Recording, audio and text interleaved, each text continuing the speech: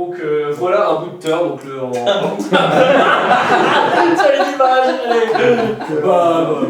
C'est du En l'occurrence le menu de section de niveau qui était J'aime bien le vraiment... World Selection là qui fait très girly. Ouais, c'est du comics sans MS là. C'est ça le gros texte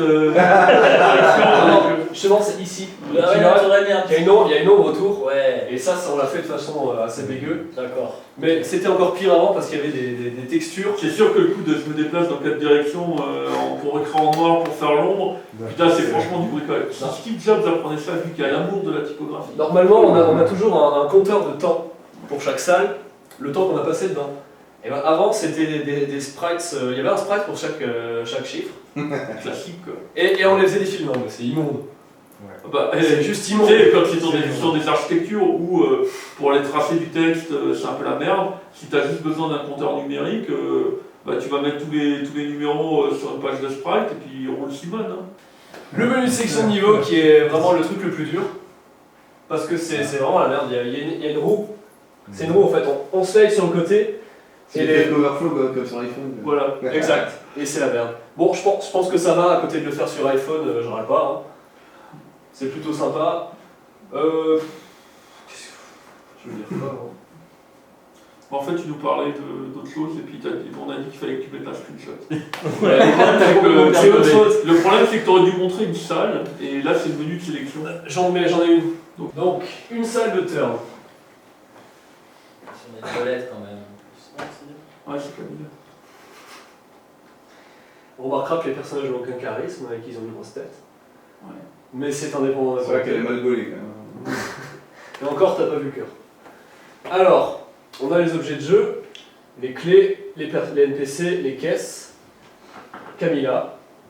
Le but, c'est de choper des clés qui vont être dans l'inventaire. Quand on s'approche d'une porte et qu'on a une clé, elle se débloque et on peut passer à travers si tant est qu'on arrive à y arriver sans se faire écraser avant.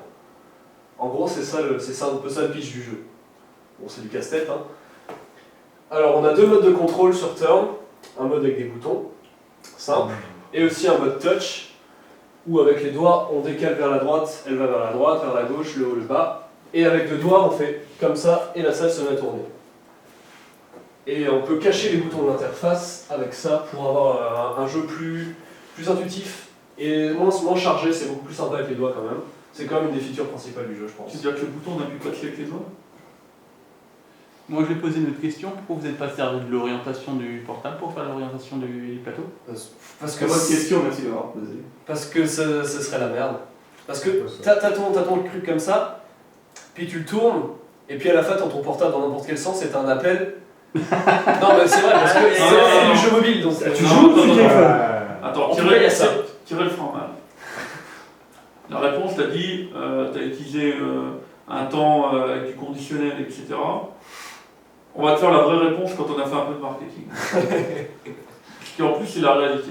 C'est pourquoi est-ce qu'on n'utilise pas le gyroscope pour tourner le plateau de jeu? Pour une simple et bonne raison. C'est que c'est le premier mécanisme de contrôle qu'on a intégré parce que nous aussi on pensait que c'était cool. Et en fait quand on l'a intégré et qu'on a commencé à essayer de jouer, tu dois tellement souvent tourner en fait le truc pour faire jouer le casse-tête qu'en fait ça en devient très rapidement chiant. En plus, tu peux laisser tomber ta bécane. L'engin il vole après. Et puis, au final, c'est vraiment sympa avec les doigts, donc ça fait un peu solution de remplacement, mais c'est mieux. Bon, en fait, en gros, on a testé tous les différents types de contrôle. Au final, on a laissé les boutons comme truc de base compréhensible par tout le monde. Mais en fait, souvent, les gens, dès qu'ils commencent à découvrir comment on utilise la partie touch en utilisant les deux doigts pour tourner, en principe, les gens, ils restent là-dessus. Et c'est franchement le meilleur moyen qu'on ait trouvé parce que tourner avec deux doigts, c'est super simple, quoi. Donc c'est l'expérience de jeu, elle se situe là. Ouais, c'est ça. Et même les boutons, au final, quand on appuie la relation dans l'esprit du type qui joue, entre appuyer sur ce bouton-là et dans ce sens-là, alors que les doigts, c'est beaucoup plus intuitif. On n'a pas besoin de se dire ce bouton-là, quel sens ça va faire tourner la salle, qu'est-ce que ça implique. Avec les doigts, on a un contact direct, je pense, et ça joue beaucoup dans l'ergonomie du truc. Alors voici les superbes compteurs qui faisaient à la main avec des sprites. Bon, c'est peut-être valable sur d'autres plateformes. Nous, on a trouvé ça beaucoup plus Non, mais c'est-à-dire, si tu es sur une plateforme qui a une gestion native du TrueType, etc., oui, et que tu as un draw text, ben vas-y, draw text, quoi. Maintenant, si tu es sur une plateforme où tu es en train de faire de la prod bas niveau, comme dit, tu vas pas implémenter un rendu true type. Enfin, je veux dire, dans ce cas-là, tu réécris le free type et puis tu vas y passer 6 mois, quoi. Donc dans ce cas-là, tu utilises des planches de sprite avec les caractères dessus. Alors, petite présentation de l'interface un peu, donc les boutons, l'inventaire, qui a 2 cases parce qu'on peut avoir une clé d'avance sur la salle d'après, un bouton pause pour quitter la salle, recommencer la salle, accéder à l'aide, un compteur de rotation et un compteur de temps parce qu'il y a des bonus à débloquer si on arrive à finir dans un certain temps et un certain nombre de rotations. On a une minimap qui nous indique où on est, combien de salles il nous reste à parcourir avant de finir le niveau. Et l'orientation, bon, même si quand on arrive dans la salle on s'en rend compte, mais on s'est bien rendu compte que niveau game design, l'orientation de certaines salles est beaucoup plus dure que d'autres. Par exemple, il me semble que c'est en haut à gauche, c'est quasiment impossible d'y aller quand la porte est en haut à gauche. Alors qu'en bas à droite, c'est beaucoup plus simple. C'est le casse-tête. C'est du casse-tête, oui, il y a des niveaux de difficulté. Bon, ça, dans les premières versions du level design, c'est pas forcément... Ah, je sais pas, je pense qu'il y a des trucs à refaire. Et de toute façon, c'est prévu pour l'épisode 2 s'il sort un jour. Parce qu'il y a pas mal de level design qui a été fait. L'écran de jeu, bon... À part ça, c'était assez intéressant pour moi parce que j'avais jamais codé de jeux vidéo. Déjà la mécanique draw update pour tenir le jeu à jour, la mécanique de tick du moteur de jeu qui tient tout à jour, et aussi les animations, j'ai trouvé ça vachement intéressant. D'avoir une grande texture et comme j'ai dit avant, de prendre chaque petit bout d'animation et de le passer en revue à chaque fois. C'était quelque chose que je connaissais vraiment pas. Hein. Nous, on faisait des trucs en ligne de commande. Ou alors du Java, de l'appeler Java, et c'était un peu mort. Enfin, vous ne faisiez pas d'application graphique en fait. Ah. Moi aussi, on a utilisé un truc en C immonde. Ouais, parce que N-curve, un truc comme ça. faire du CSS, faire des sprites avec des CSS, c'est courant aussi. Non, ouais, et puis c'est facile quoi. Tu le fais en JavaScript, basta, tu bouges ton truc et puis hop. Je fais un compteur de temps, c'est avec CSS. Ah ouais, bon. Par exemple, Ouais, enfin. Nous, on l'utilise pas pour ça. Mais... c'est une connerie. Attends, c'est pas de CSS. Une petite question sur les animations. Pour faire les animations, vous utilisez un exporteur spécialisé au niveau du Content Manager? Alors, on a. Non, c'est juste des planches de texture. Donc en fait, c'était calibré à chaque fois à la même taille, il n'y avait pas d'optimisation à ce niveau-là. Okay. Après, c'est des petits trucs, hein. Il y a genre 20 images maximum. Ah oui, il faut savoir un truc très important sur Windows Phone 7, on est limité à 30 images secondes. Si on essaie de pousser plus loin, ça se met à sérieusement déconner. Parce que on peut pas dessiner plus vite que 30 images secondes, mais on va updater plus vite et donc ça va faire des comportements erratiques. La première fois qu'on a essayé, on n'a pas compris et c'était assez drôle, quoi. Il y avait des trucs qui flottaient. Enfin...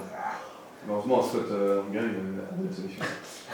Mais Figure-toi que oui, on a trouvé sur son site. vous êtes sur un framerate fixe? Oui, oui. Oh putain, c'est... Ouais, justement, à ce sujet, j'ai aussi une autre question. Sur Xena, par défaut, le framerate est à 60 fps. Non, 30. Ah, sur Xbox, oui. Ouais. Est-ce que le projet VP7 il passe automatiquement à 30 ou comment ça se passe? Oui, parce que quand tu déploies sur la machine. En fait, on a eu ce problème quand on a commencé à déployer sur le téléphone lui-même, parce que sur l'émulateur, il n'y avait pas cette limitation. Et donc on s'en était pas rendu compte et on a mis le truc sur le téléphone et on s'est dit ça va pas quoi, il y a un truc qui bug, il y avait des caisses qui remontaient, les personnages qui avançaient dans tous les sens, c'était n'importe quoi. Et Sean Perez avait la solution comme d'habitude à tous nos problèmes. Un truc qu'on a fait, on a remarqué aussi aujourd'hui, c'est qu'en fait on a pris tous les graphiques de Miniturn, qui est la version iPhone, enfin une des versions iPhone, et forcément vu que la résolution n'est pas la même, on a dû tout agrandir, soit directement avec GIMP en dehors, soit dans le jeu, en dessinant la texture sur un truc plus grand que sa taille réelle, donc en scalant dans le jeu. Et on a eu un problème, c'est que tous les petits cubes là, qui sont tous dans un gros fichier de texture, en fait il y avait un problème en scalant, et il y avait des raies de côté. Oui, il bavait un peu. Ouais, ça bavait à mort. Et donc on s'est dit, tiens, bah, c'est le moment pour optimiser ce truc-là. Donc en fait, ce qu'on a fait, c'est au lieu d'à chaque fois dessiner chaque petit carré dans chaque draw du sprite batch, ce qu'on a fait, c'est qu'on a tout rendu dans une texture. Donc une grosse texture, on a collé les bouts dedans, Et ensuite, on a envoyé cette grosse texture à être dessinée. Bon, ça n'a pas réglé nos problèmes, mais ça a permis d'optimiser pas mal de choses pour pouvoir mettre en place un mode c'est pas du blend, du truc anisotropique, Filtering. du filtering pour que ça arrête de baver, et le jeu est devenu vachement plus beau, quand même. Donc c'est quand même cool. La vie, c'est simple comme un coup de filtrage. Ah ouais. Alors que si on avait fait juste le filtrage sans faire cette optimisation, je pense que ça aurait ramé à mort. Ou ça aurait vraiment pas été fluide. Non, ça aurait pas ramé à mort. Par contre, les effets sur les arêtes, tu les as souvent en fait. Et justement, il y a des techniques pour circonvenir à ça, et c'est ce que vous avez fait en fait. Parce qu'on a quelques petits artefacts sur ce gendarmerie par exemple. En haut à gauche, des fois il y a une mini traînée noire. Mais bon, de toute façon sur un écran tout petit, ça se voit quasiment pas. Donc, Bah, disons, ça dépend. Fred, par exemple, ou Jean-Michel, je pense qu'ils le verraient. Tu vois. Ils peuvent pas jouer, hein. Ils sont bloqués. C'est un jeu. Autre point Xena qui est vraiment excellent, c'est justement au niveau de la musique avec le Media Player. Donc le truc c'est un truc global qui n'est pas réservé à Xena, enfin qui n'est pas réservé juste au jeu. C'est aussi dans les applications qui lisent de la musique directement sur le Windows Phone 7. C'est global, donc on peut tester dans le jeu si l'utilisateur est en train d'utiliser de la musique et agir en conséquence. Et là aussi c'est quelque chose de très très simple parce qu'on charge un fichier MP3 et directement on peut le jouer, le mettre en boucle, c'est vraiment vachement simple. Moi, c'est aussi le cas sur iPhone. Ça dit en passant. Ah ouais? D'accord. Bon bah, un truc qu'ils font bien. Bah, en fait, la première version, on avait de la musique dans le jeu, et quand on a refait des updates sur la version iPhone, au bout d'un moment, on a rajouté le truc qui détectait si la personne était déjà en train d'écouter sa propre musique. Et dans ce cas-là, nous, on jouait pas la nôtre, et on laissait tourner la musique que le gars avait choisie dans iTunes, quoi. Bon, alors, au niveau de la séparation lip-turn et moteur graphique, il faut savoir que tout l'habillage là est complètement indépendant forcément du moteur de jeu. Et donc, en fait, il y a 3 chapitres qui sont en fait 3 mondes différents avec une gueule différente. Il y en a un industriel, un jungle et un dans la neige. Et donc nous, c'était super simple à ce niveau-là parce qu'il suffit de charger un autre pack de texture et hop, basta, ça fait l'affaire. Ça, c'est quelque chose, j'ai découvert ça, c'était vachement cool. Parce que forcément, à l'IUT, on ne nous apprend pas à comment structurer un jeu, on était toujours là, mais merde, on nous parlait toujours du moteur graphique, le moteur 3D, pour l'affichage, et jamais on nous parlait du moteur de jeu vraiment derrière qui fait j'arrive là, je peux plus avancer, et ça n'a rien à voir avec le graphisme. Et bon, moi j'avais déjà un peu réfléchi, mais c'est quelque chose qu'on n'a pas appris, et c'était vraiment vachement enrichissant comme truc. Ça, c'était la partie sympa. Tout ce qui est in-game, c'était directement de l'affichage et tout. Ce qui était vachement plus chiant, c'était toute l'interface, les menus, les trucs. Oh là là, c'était. Par exemple, le menu que je vous ai montré, maintenant, maintenant je peux vous remettre le truc.